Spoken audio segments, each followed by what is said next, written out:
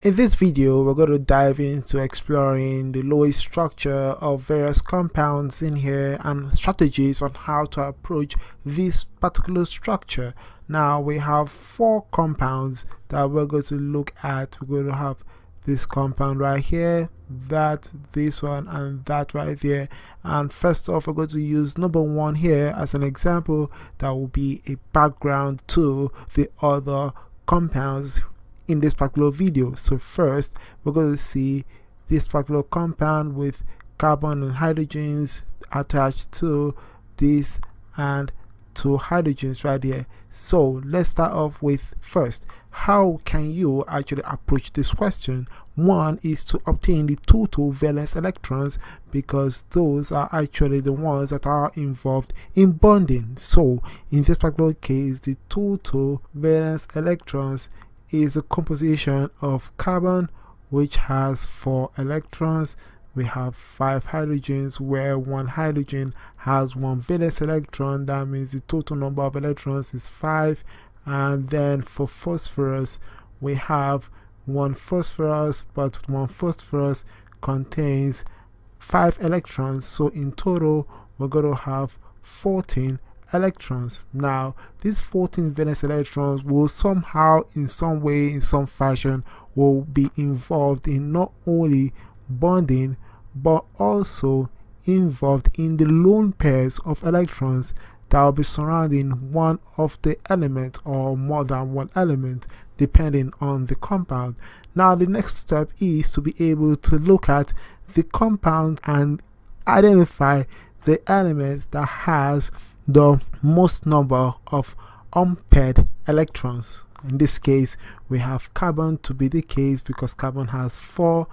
If you look at hydrogen, hydrogen has 1 unpaired electron, phosphorus has 3 unpaired electrons, but carbon has 4 unpaired electrons. That means carbon will be the center atom and will be involved in majority of the bonding going on in that particular compound. Now the next step is to be able to create a bonding pair with other atoms to satisfy the octet rule, except for hydrogen. So in this case, since we have this right here which has 4 electrons already used, right now we're going to go from 14 electrons down to 10 electrons. So in this case, if we are now building our structure, let's see what was going to happen when we put our carbon attached to 4 hydrogens.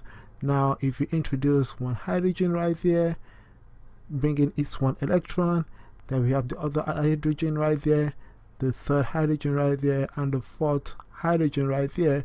What you notice is that we're left out with phosphorus with 1, 2, 3 electrons, and then 5 electrons outside, and 1 more hydrogen. So there's a lack in the complexity of the total bonding involved in this compound.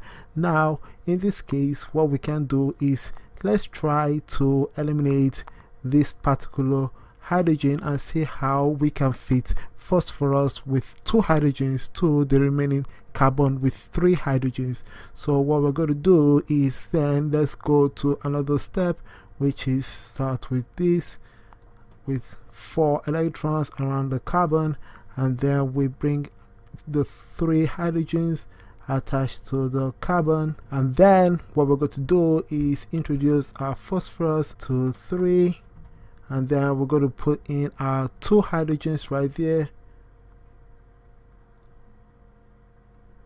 That means that we've actually used up a total of 1, 2, 3, 4, 5, 6, 7, 8, 9, 10, 11, 12 electrons. So right now we've gone from 14 down to 10 and now down to 2 electrons.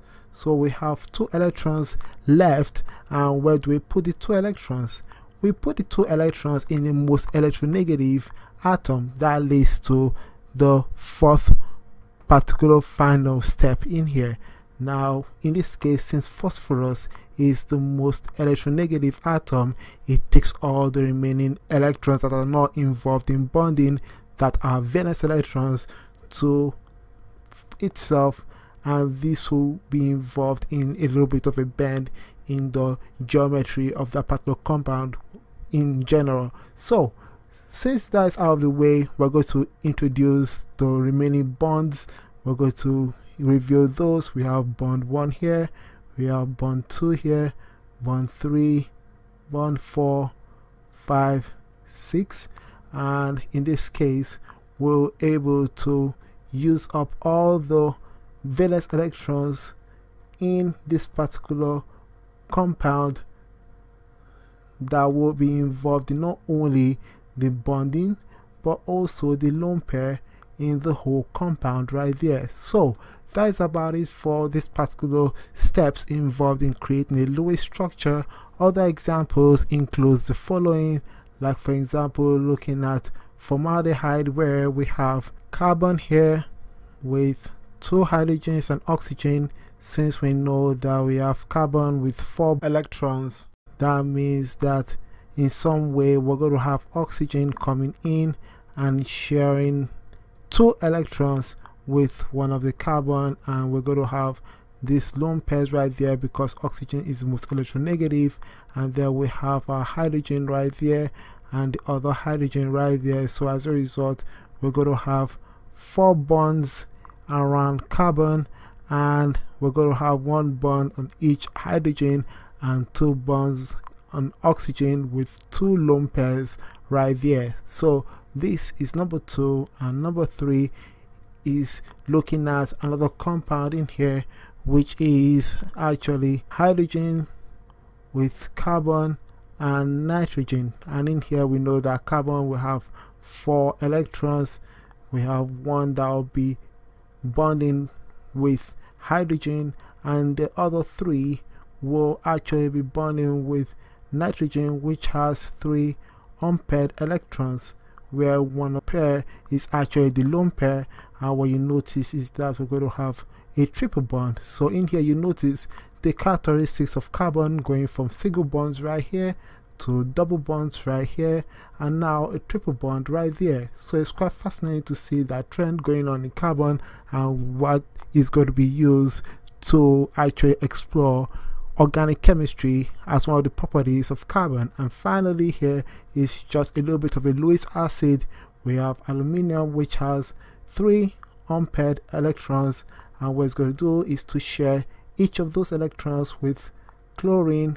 And we know that chlorine or chloride in here will have an unpaired electron, and since it forms a bond, the remaining electrons will actually be distributed among all 3 chlorides in there. So what's going to happen is that since chloride is the most electronegative atom here, it takes up the remaining electrons, and this is actually the formation of this particular compound right there. So that is about it for this particular video. Hope you're able to understand how to draw the Lewis structure and introduce different strategies to accomplish that.